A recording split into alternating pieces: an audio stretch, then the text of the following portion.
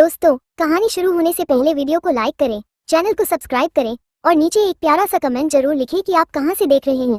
सबसे पहले 5 कमेंट करने वालों का नाम हम अपनी अगली वीडियो में प्यार से बोलेंगे। जंगल में भीषण गर्मी पड़ रही थी।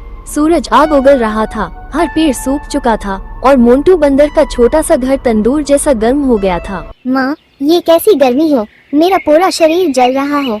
ऐसा लग रहा है जैसे हम किसी आग के कमरे में बंद हैं। मैं ठीक से सांस भी नहीं ले पा रहा। पापा कुछ करो ना, मुझे यहाँ से बाहर ले चलो, मुझे ठंडी हवा चाहिए।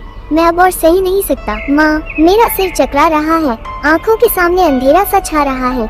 ये गर्मी मुझे बहुत डरा रही है। क्या हम कहीं ठंडी जगह नहीं जा सकते? मुझे बहुत डर लग रहा है, मुझे अच्छा नहीं लग रहा यहाँ। मेरे बच्चों, तुम्हारी ये हालत देखकर मेरा दिल अंदर से टूट रहा है। मैं एक पिता होकर भी तुम्हें इस मुसीबत से बचा नहीं पा रहा। ये घर जो हमें सुरक्षित रखना चाहिए था, आज वही हमें सजा दे रहा है। लेकिन अब नहीं, अब मैं चुप नहीं बैठूंगा। मैं कुछ ऐसा करूंगा कि ये गर्मी तुम्हारे पास भी नहीं आ पाएगी। घर के अंदर हवा तक नहीं आ रही थी, हर दीवार गर्म थी, बच्चों की हालत और खराब हो रही थी। सुनिए, एक माँ के लिए इससे बड़ी तकलीफ क्या हो सकती है कि उसके बच्चे उसकी आंखों के सामने तड़प रहे हों।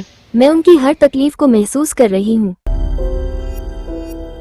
हम गरीब जरूर हैं, लेकिन क्या हम अपने बच्चों को थोड़ा सा सुकून भी नहीं दे सकते? अगर हमें इसके लिए दिन रात मेहनत करनी पड़े तो हम वो भी करेंगे, लेकिन अब हमें कुछ करना ही होगा। पापा, क्या हम एक नया घर नहीं बना सकते? ऐसा घर जहां हमें ये जलती हुई गर्मी महसूस ना हो, जहां हम आराम से सो सके, खेल सके और खुश रह सके। हाँ पापा, मुझे एक ऐसा घर चाहिए जहां ठंडी हवा आए, जहां हम डरे नहीं, जहां हमें अच्छा लगे। क्या आप हमारे लिए ऐसा घर बना सकते हो?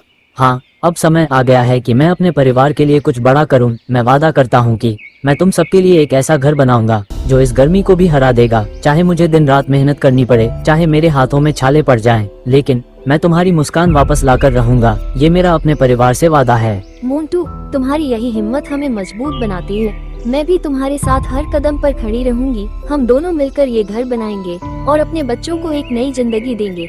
अब चाहे कितनी भी मुश्किल आए, हम पीछे नहीं हटेंगे। दोनों अगले दिन से काम शुरू करने का फैसला करते हैं। अगले दिन सुबह होते ही मोंटू और उसकी पत्नी मदद की तलाश में जंगल में निकल पड़ा। तभी रास्ते में गोलू खरगोश मिला। गोलू भाई, मैं अपने परिवार के लिए एक ऐसा घर बनाना चाहता हूँ जो इस भयंकर गर्मी से उन्हें बचा सके, लेकिन मुझे समझ नहीं आ रहा कि मैं कहाँ से शुरू करूँ। मैं चाहता हूँ कि मेरी मेहनत सही दिशा में जाए, ताकि मैं अपने बच्चों को वो सुकून दे सकूं जिसके वो हकदार हैं। मोंटू, अगर तुम सच में ठंडा और आरामदायक घर बनाना चाहते हो तो घास का घर सबसे अच्छा होगा। घास गर्मी को अंदर आने से रोकती है और हवा को आसानी से अंदर बाहर जाने देती है। लेकिन याद रखना, ये काम आसान नहीं होगा। तुम्हें कई दिनों तक बिना रुके मेहनत करनी पड़ेगी।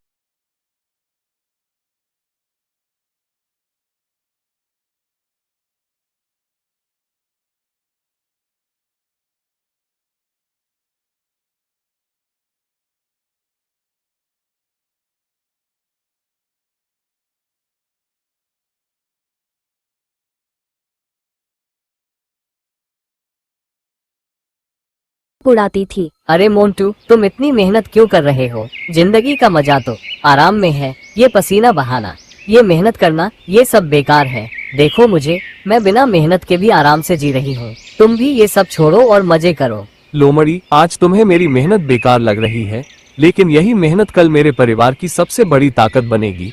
मैं अपने बच्चों के लिए मेहनत करने से कभी पीछे नहीं हटूंगा, क्योंकि असली खुशी आराम में नहीं, बल्कि अपने परिवार की जिम्मेदारी निभाने में होती है।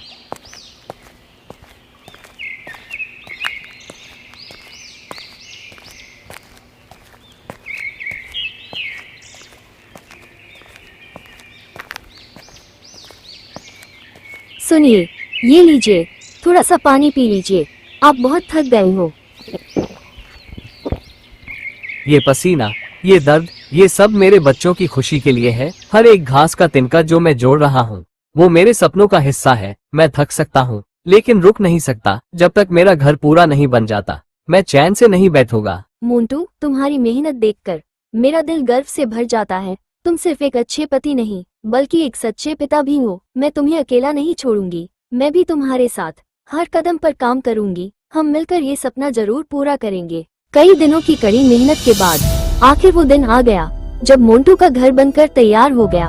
पापा, ये घर तो बहुत ठंडा है, अब हमें गर्मी बिल्कुल नहीं लग रही। हम यहाँ आराम से खेल सकते हैं, सो सकते हैं। आप दुनिया के सबसे अच्छे पापा हो। हाँ पापा, ये घर तो जैसे जादू का घर है। यहाँ अंदर आते ही सारी गर्मी गायब हो जाती है। अब हम कभी परेशान नहीं होंगे। पूरा परिवार खुशी से रहने लगता है।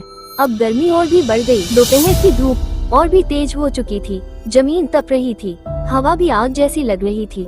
उसी गर्मी में लोमड़ी एक सूखे पेड़ के नीचे बैठी थी, पसीने से तर, थकी हुई और मन से टूटी हुई। हाय, ये कैसी मुसीबत आ गई मेरे ऊपर। ना मेरे पास ठंडी छाया है, ना कोई घर जहाँ मैं जाकर आराम कर सकूं। मैं कहाँ जाऊं, क्या करूं? इस जलती हुई धूप में मेरा शरीर भी जवाब दे रहा है। आज मुझे समझ में आ रहा है कि बिना मेहनत के आराम ढूंढना कितनी बड़ी भूल थी। कुछ देर चुप रहने के बाद उसने गहरी सांस ली और खुद से बात करने लगी। नहीं, अब रोने से कुछ नहीं होगा। मुझे अपनी गलती सुधारनी होगी। मैं मोंटू के पास जाऊंगी, उससे सहायता भी मांगूंगी और माफी भी।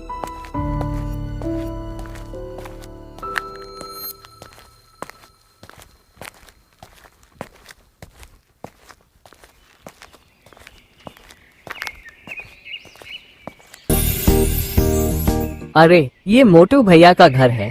कितना सुंदर, एकदम हरियाली जैसा। बाहर से ही इतनी ठंडक लग रही है तो अंदर कितना सुकून होगा। हे भगवान, अगर मैंने भी ऐसा घर बनाया होता तो आज मेरा ऐसी हालात नहीं होती। लोमड़ी को अपनी गलती और भी बड़ी लगने लगी। मोटू भैया दरवाजा खोलिए ना, मैं हूँ लोमड़ी। अरे लोमड़ी भैया, तुम क्या हुआ? तुम इतने दुखी लग रहे हो। मोटू भैया, मुझे माफ कर दीजिए। मैंने आपका मजाक उड़ाया, आपकी बात नहीं मानी। आज मैं बेघर हूँ, भूखी हूँ। लोमड़ी भैया, गलती हर किसी से होती है, लेकिन जो अपनी गलती मान ले वो छोटा नहीं होता। आओ अंदर, पहले आराम करो। सच में मोटू भैया, आपका घर तो स्वर्ग जैसा है और दिल उससे भी बड़ा। अब मैं भी ऐसा ही घास पत्तों का घर बनाऊंगी और आपकी तरह समझदारी से रहूंगी। लोमड़ी भैया, ये हुई ना बात। मेहनत जरूर करना चाहिए, तभी जाकर सुकून मिलता है।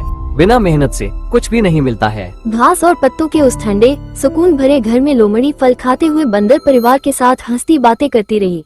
माफी, दोस्ती और प्रकृति की ठंडक ने उस छोटे से घर को सच में खुशियों का आंगन बना दिया।